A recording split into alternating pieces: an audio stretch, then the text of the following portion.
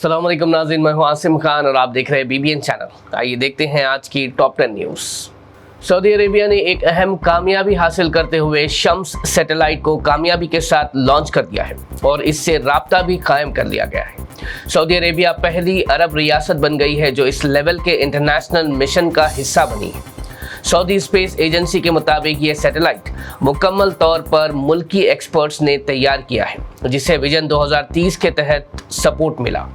Acting CEO doctor Mohammad बिन सऊद अल तमीमी ने कहा कि ये मिशन सऊदी अरेबिया की स्पेस टेक्नोलॉजी और इंटरनेशनल कोऑपरेशन में बढ़ती हुई सलाहियत का वाज़ेह सबूत है। ईरान ने अमेरिकी सदर डोनाल्ड ट्रंप के 48 घंटे के अल्टीमेटम को रद्द करते हुए इजराइल और कुवैत पर मिसाइल और ड्रोन हमले तेज कर दिए हैं, जिससे वेस्ट एशिया में हालात मजीद संगीन हो गए। रिपोर्ट्स के मुताबिक ईरान ने कई इलाकों को निशाना बनाया, जबकि इजराइल और कुवैत ने अपने डिफेंस सिस्टम्स के जरिए इन अटैक्स को रोकने की भी कोशिश की। ये एस्केलेशन उस वक्त देखने को मिली जब ट्रंप ने ईरान को डील करने या स्ट्रेट ऑफ हॉर्मुज़ खोलने की सख्त तंबी दी, लेकिन ईरान के ऑफिशियल्स ने इस धमकी को मुस्तरद करते हुए जवाबी कार्रवाई जारी रखने का ऐलान किया है। ईरान ने सख्त वार्निंग करते हुए कहा है कि बुशेर न्यूक्लियर प्लांट पर लगातार हमलों के बाद गल्फ मुल्कों में रेडियो एक्टिव फॉलआउट का शदीद खतरा पैदा हो गया है। ईरानियन फॉरेन मिनिस्टर ने कहा कि न्यूक्लियर फैसिलिटीज़ को निशाना बनाना इंटरनेशनल कवानीन की खुली खिलाफ वर्जी है और इससे पूरे रीजन की सेहत और एनवायरनमेंट को नुकसान पहुंच सकता है। रिपोर्ट्स के मुताबिक US और इजराइल की तरफ से न्यूक्लियर प्लांट पर चौथी मर्तबा हमला किया गया है। ईरान ने खबरदार किया कि अगर प्लांट के सिस्टम्स या कूलिंग मैकेनिज्म मुतासिर हुए तो रेडियो एक्टिव मादे हवा और समंदर के जरिए फैल सकते हैं। इंटरनेशनल एजेंसीज ने भी न्यूक्लियर साइट्स पर हमलों को इंतहाई खतरनाक करार देते हुए फौरी एहतियात की ज़रूरत पर जोर दिया है। पाकिस्तान के डिफेंस मिनिस्टर ख्वाजा आसिफ ने शदीद बयान देते हुए भारत को वार्निंग दी कि अगर मुस्तकबिल में कोई भी मिस एडवेंचर या फॉल्स फ्लैग ऑपरेशन की कोशिश हुई तो जंग सिर्फ सरहद तक महदूद नहीं रहेगी बल्कि कोलकाता तक ले जाई जा सकती है। उन्होंने ये भी दावा किया कि भारत ऐसे ऑपरेशंस के जरिए इल्ज़ाम पाकिस्तान पर डालने की कोशिश कर सकता है। पाकिस्तान की जानिब से ये बयान उस वक्त सामने आया जब भारत के डिफेंस मिनिस्टर राजनाथ सिंह ने भी सख्त लहजे में कहा था कि पाकिस्तान की किसी भी तरह की हरकत का बेमिसाल और फैसला कुन जवाब दिया जाएगा। इस ताज़ा सूरत हाल में दोनों तरफ से सख्त बयानात ने खित्ते की सिक्योरिटी सिचुएशन को फिर से सेंसिटिव बना दिया है। Leader of opposition Rahul Gandhi ने आसाम के एक इलेक्शन रैली में कहा कि कांग्रेस पार्टी का मकसद मशहूर सिंगर जुबिन गार्ग की तरह लोगों को जोड़ना है। उन्होंने कहा कि जुबिन गार्ग ने अपनी ज़िंदगी में आसाम के लोगों को एक साथ लाने की कोशिश की और कांग्रेस भी इसी फ़लसफ़े पर काम करती है जहां नफ़रत के बजाय मोहब्बत को फ़रोग़ दिया जाता है। इस दौरान उन्होंने आसाम के वज़ीर आला हिमंता बिस्वा शर्मा पर भी सख्त तनक़ीद करते हुए उन्हें मुल्क का सबसे करप्ट CM करार दिया और कहा कि अगर कांग्रेस हुकूमत में आई तो उनके खिलाफ कानूनी कार्रवाई ज़रूर की जाएगी।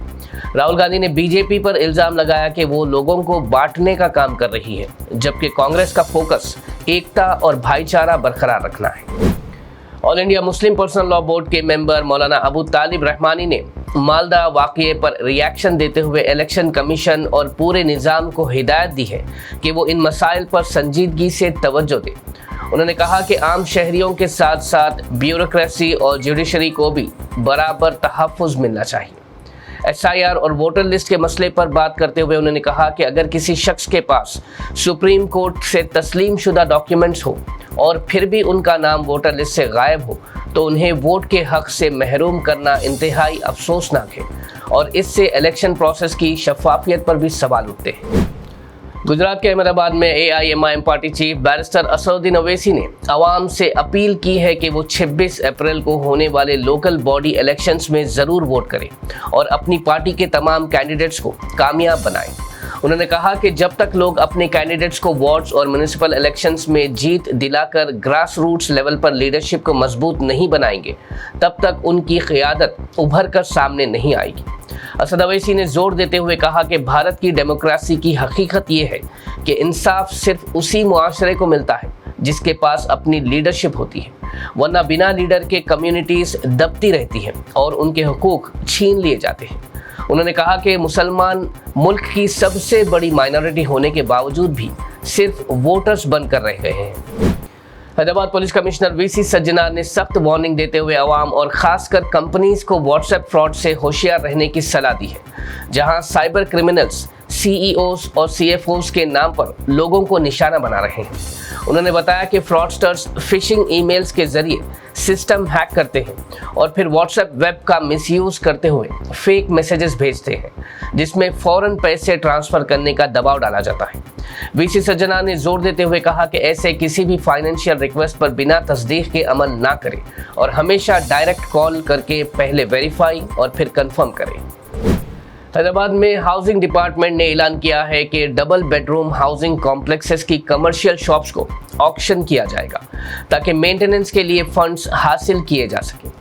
रिपोर्ट्स के मुताबिक रंगारेड्डी, मेचल और हैदराबाद में 1200 से ज़्यादा शॉप्स ऑक्शन के लिए रखी गई है, जिसमें करीब 300 करोड़ रुपए जमा करने का टारगेट है। ऑफिशियल्स ने कहा कि किराया सिस्टम में मसाइल की वजह से अब ऑक्शन का फैसला लिया गया है ताकि स्टेबल रेवेन्यू हासिल हो सके और कॉम्प्लेक्सेस की मेंटेनेंस भी बेहतर हो सके। तेलंगाना हुकूमत ने ऐलान किया है कि हैदराबाद में जल्द ही हेलीकॉप्टर टूरिज्म शुरू किया जाएगा, जिससे टूरिज्म को फरोग मिलेगा। इस सर्विस के तहत लोग हैदराबाद से श्रीसाइलम और सोमासिला तक हवाई सफ़र कर सकेंगे, जहां घंटों का सफ़र अब सिर्फ 1 घंटे के अंदर मुकम्मल होगा। ऑफिशियल्स के मुताबिक प्राइवेट कंपनीज के साथ मिलकर ये प्रोजेक्ट लॉन्च किया जाएगा और टूरिस्ट को नल्लामला जंगल और कृष्णा नदी के खूबसूरत मनाजिर आसमान से देखने का मौका मिलेगा। हुकूमत का कहना है कि शुरू में ये सर्विस लिमिटेड होगी और बाद में डिमांड के मुताबिक इसे बढ़ाया जाएगा। नाज़रीन, ये थी आज की टॉप 10 न्यूज़। देखते रहिए BBN चैनल। मुझे दीजिए इजाज़त। अल्लाह हाफिज़।